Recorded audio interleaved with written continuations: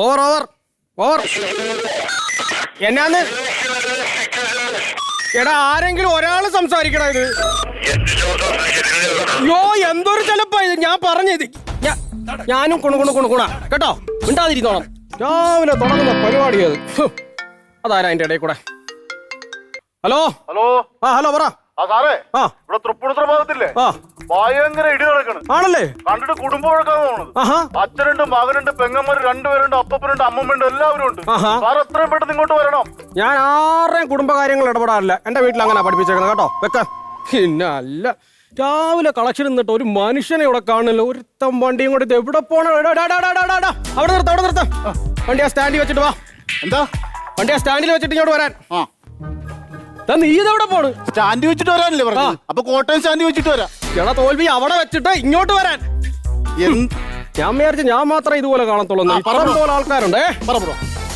എവിടെ പോവാ നീ? നിന്റെ അച്ഛന് വായുകുളി മേടിക്കാൻ പോയതാണ്. ഇത് ഞാൻ സാധാരണ അങ്ങോട്ട് ചോദിക്കുന്ന കോലമല്ലേ? ഞാൻ അങ്ങോട്ട് ചോദിച്ചത് മാത്രമേ. ഇത് എന്ത് കോലമാടാ ഇത്? 4000 രൂപ കേളി സെറ്റാക്കി വെച്ച സാധനമാണ്. കേളി സെറ്റാക്കി വെക്കാൻ ഡിഷാൻഡില്. അതല്ല, ഈ ജാക്കറ്റ് കണ്ട, ഇത് 1939 രൂപ ഫ്ലിപ്കാർട്ട് വഴി വാങ്ങിച്ചത്. പിന്നെ ഇതിന്റെ ഉള്ളിൽ ഇട്ടേക്കണം ബനിയൻ, അത് ബോബ് മാർലിയുടെ ആണ്. സാറാമ്മ ഓടിക്കോ. എന്തിനാ ഓടുന്നത്? ബോംബ് വെച്ചേക്കുന്ന മാറാൻ പറഞ്ഞു. ബോംബ് വെച്ചേക്കണ മാറാനല്ല, ബോബ് മാർലി എന്ന് പറഞ്ഞൊരു ജമൈക്കൻ പോപ്പ് സിംഗർ. പിന്നെ ജീൻസ് കണ്ട 5000 രൂപ. 5000 രൂപ. പിന്നെ ഗ്ലാസ് കണ്ട പോലീസിന്റെ ആണ്. ഞങ്ങളുടെ കണ്ണാടിയതാടാ. നിങ്ങളുടെ കണ്ണാടിയല്ല, ഇത് ബ്രാൻഡഡ് ആണ്. ബ്രാൻഡ് മൊത്തത്തിൽ നീ ഒരു ബ്രാൻഡഡ് ആണല്ലേ. പക്ഷെ നിനക്കൊരു വാച്ചിന്റെ കുറവുണ്ടല്ലോ. ഞാൻ വാച്ച് കെട്ടാറില്ല. എന്റെ സമയം ശരിയല്ല. എന്റെ സമയം ശരിയായിട്ടല്ലേ സാറിനെ ഇപ്പൊ പിടിച്ചു. നിന്റെ സമയം ശരിയല്ല, അത് വേറെ കാര്യം. എന്നിട്ട് അപ്പന് വായുഗുളിക മേടിച്ചോ? മേടിച്ചില്ല. കാശ് തെളിഞ്ഞില്ല. എത്ര രൂപ വായുഗുളികക്ക്? 12 രൂപ. നിന്റെ കയ്യിൽ എത്ര ഉണ്ട്? 10. 4000 രൂപയുടെ മുടി സെറ്റിങ്, 5000 രൂപയുടെ ജാക്കറ്റ്. പിന്നെ മറ്റേടെ പേരെന്തുവാ? പുള്ളിയുടെ ജാക്കറ്റും കോട്ടും എല്ലാം ഇട്ടിട്ട് കണ്ണാടി പോലീസിന്റെയും മേടിച്ചിട്ടിട്ട് സ്വന്തം അപ്പന് വായുഗുളിക മേടിക്കാൻ അവന്റെ കൈ 2 കുടുംബ ഇല്ല. ഇല്ലൂടാ, നിന്റെ സമയം തീരെ ശരിയാണ്. നിന്നെ എന്തോ ചെയ്യണം.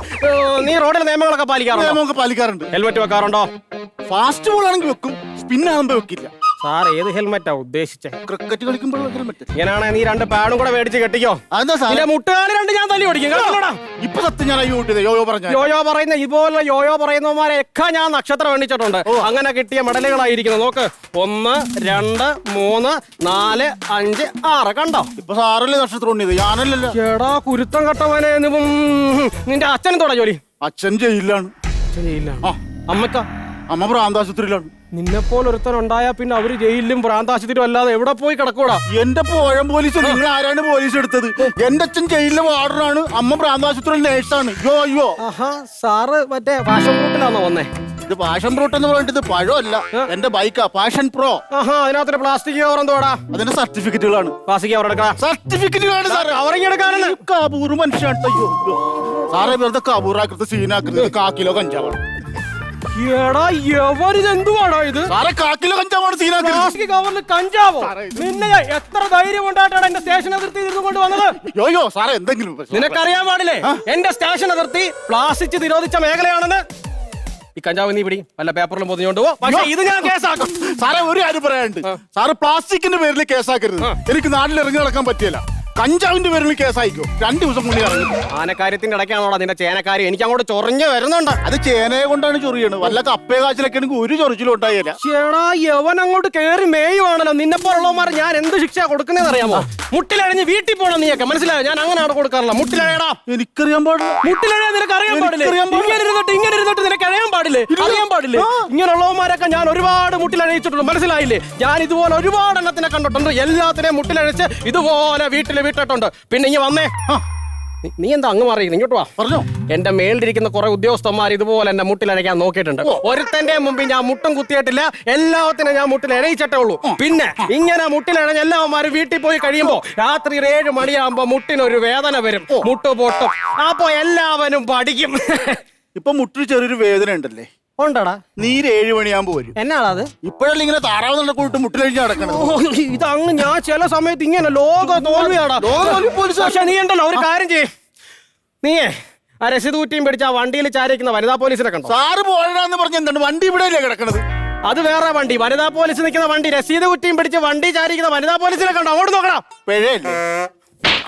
ഫൈൻ. അതല്ലേ പറഞ്ഞത്, പിഴയല്ലേന്ന്. അവരുടെ പേര് PC ജോസഫൈൻ. നീ അവിടെ ചെന്നിട്ട് പെറ്റി അടച്ചിട്ട് പോയാ മതി കേട്ടോ. Okay sir. പക്ഷെ വേറെ കാര്യമുണ്ട് സാറേ. സാറൊരു കാര്യം വേണം, പെറ്റി അടക്കില്ലാണ് സാറേ. പെറ്റി അടക്കണം നീ. പെറ്റി അടക്കണം സാർ. ഞാനെന്ത് തെറ്റാണ് ചെയ്തത് സാറ്? എന്ത് തെറ്റാണ് സാറേ ഞാൻ ചെയ്തത്? അയ്യോ, എന്നെ തല്ലരുത് സാറേ. സാറേ എന്നെ ഒന്ന് ചെയ്യരുത് സാറേ. സാറേ ഞാൻ ഒരു പാവമുണ്ട് സാറേ. സാറേ ഒന്നും ചെയ്യരുത് സാറേ. അല്ല ആദ്യം തരാമോ? എന്നാത്തിനാ? ആദ്യം തന്നെ എന്നെ തല്ലരുത് സാറേ.